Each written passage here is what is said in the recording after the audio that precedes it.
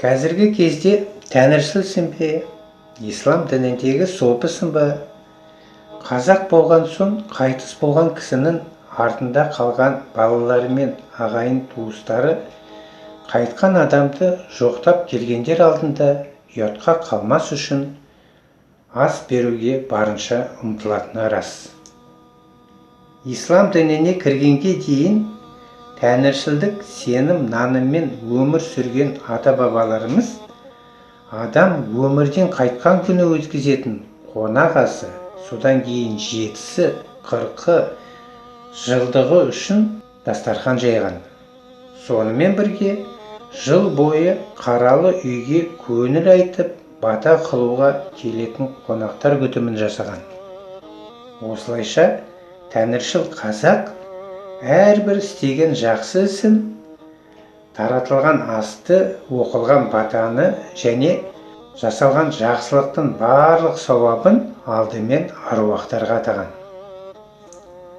Қазақстан зайырлы мемлекет болғандықтан, еліміздегі әрбір азаматтың атеист, агностик болуға, қазақи тәңіршілдік сенім таныммен жүруге, немесе мұсылман, немесе басқа бір дінді ұстануға құқығы бар. Сондықтан, қайтыс болған адамның тірі кезіндегі қалауы бойынша тәңіршілдік сенім таным жолымен немесе ислам діні жолымен жерленуі тиіс. Өйткені кейбір әулетте атеист те, тәңіршіл де, мұсылман да, христиан да кездеседі.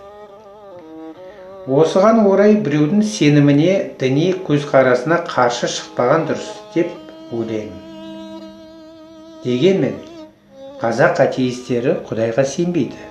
Бірақ олар қазақи тәңіршілдікті қолдайды және тәңіршілдік жолымен жерленгенді таңдайды.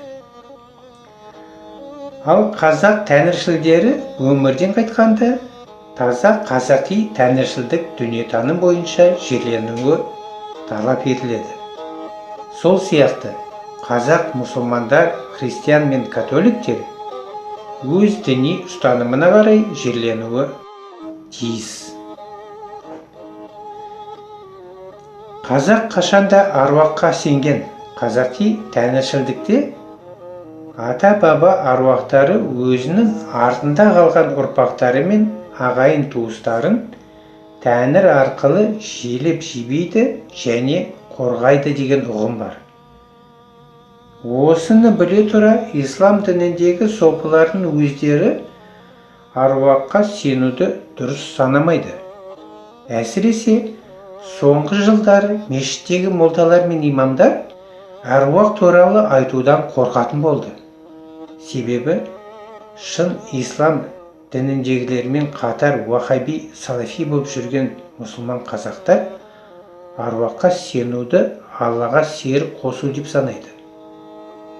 Сонда бұрынғы кезде я аруақ деп немесе абылайлап жауға шапқан қазақтар адасқан ба? Аруаққа сенуге болмайды деген түсінік қазақты рухтан айыру, руханияттан алшақтау емес пе? Әрине, бұл ислам дінін қазақтың тәңіршілдік дүниетанымына қарсы екенін дәлелдейді.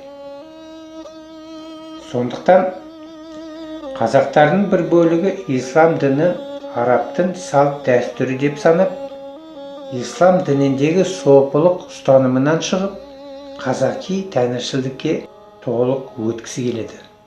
Сол себепті қазақтың салт дәстүріне толы тәңіршілдік дүниетанымдағылар қазақтың ұстанып жүрген сопылық жолындағы жартылай исламдық, жартылай тәңіршілдік қазақ ғұрыптарынан ислам дінінің элементтерін алып тастауды талап етеді.